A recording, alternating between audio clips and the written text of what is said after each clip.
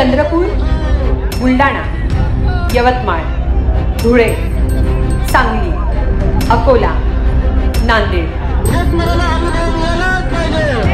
हे चित्र आहे राज्यातल्या काँग्रेसने केलेल्या आंदोलनाचं। एकीकडे देशपातळीवर राहुल गांधींच्या नेतृत्वात झालेली लोकसभेची निवडणूक आणि त्याला मिळालेलं यश, तर दुसरीकडे महाविकास आघाडीच्या माध्यमातून राज्यातल्या काँग्रेसला मिळालेलं यश। हे यश काँग्रेसला नवसंजीवनी देऊन गेलं असं म्हणावं लागेल। याचं कारण कोणत्याही मुद्द्यावर संथ भूमिका घेणारा काँग्रेस पक्ष आता मात्र आक्रमक होताना दिसतोय।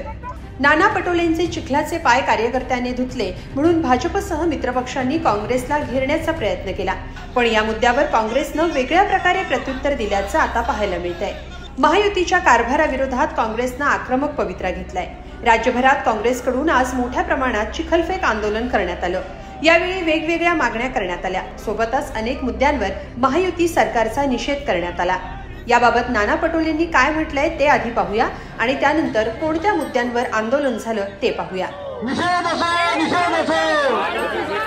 आम्ही जवळपास 15 मुद्दे घेऊन आम्ही प्रत्येक जिल्ह्यामध्ये आणि काही स्थानिक मुद्दे घेऊन आम्ही सगळ्या जिल्ह्यामध्ये तालुक्यामध्ये काँग्रेसचं चिखलफेक, आमचं चिखलफेक जनतेच्या हक्काचं आहे, जनतेच्या अधिकाराचं आहे। जे सरकार नाना पटोलेवरच नाही तर महाराष्ट्राच्या जनतेवर ज्या पद्धतीनं चिखलात दाबण्याचा प्रयत्न महाराष्ट्राच्या जनतेला हे भाजप प्रणित महाराष्ट्राचं सरकार करते आहे, त्या सरकारच्या विरोधात आज काँग्रेस पक्ष रस्त्यावर उतरलेला आहे। संपूर्ण महाराष्ट्रामध्ये आपण हे चित्र पाहतो। युवकांमध्ये नैराश्य आहे। नीट सारख्या परीक्षेमध्ये या लोकांनी गोंधळ केला आणि ज्या शेतकऱ्याच्या भरोशावर सरकार आहे त्या शेतकऱ्याला बी बियाणं मिळत नाही, खतं मिळत नाही, औषधी मिळत नाही, त्याच्या मालाला किंमत मिळत नाही। जी किंमत एमएसपी वाढवली, खरं पाहिलं तर एमएसपी फक्त 7% वाढवली आणि किमती 17%च्या वर गेला। कुठेतरी इम्बॅलन्स हा होऊन आलेला आहे। पंजाबचे शेतकरी आंदोलन करण्यावर गोळ्या घालून आलेले आहेत। तर राज्यात झालेल्या आंदोलनादरम्यान कोणते मुद्दे केंद्रस्थानी होते हे ग्राफिक्सच्या माध्यमातून पाहूया।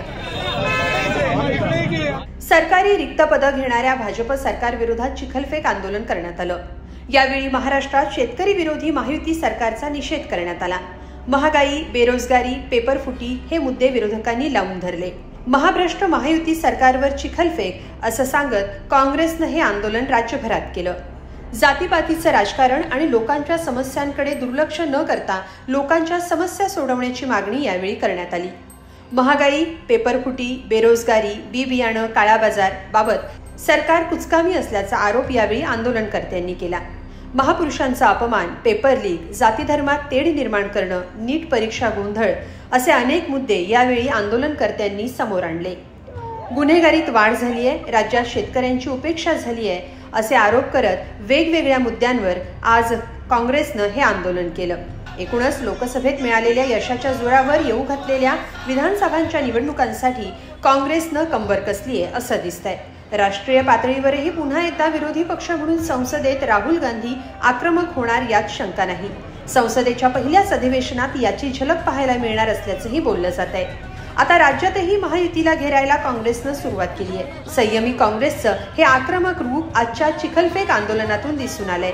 आता विधानसभा निवडणुकीपर्यंत हे वातावरण तापतं ठेवण्याची जबाबदारीही वाढल्याचं या निमित्तानं काँग्रेसनं लक्षात ठेवायला हवं हे मात्र नक्की। याबाबत तुम्हाला काय वाटतं हे कमेंट बॉक्समध्ये नक्की लिहा। धन्यवाद।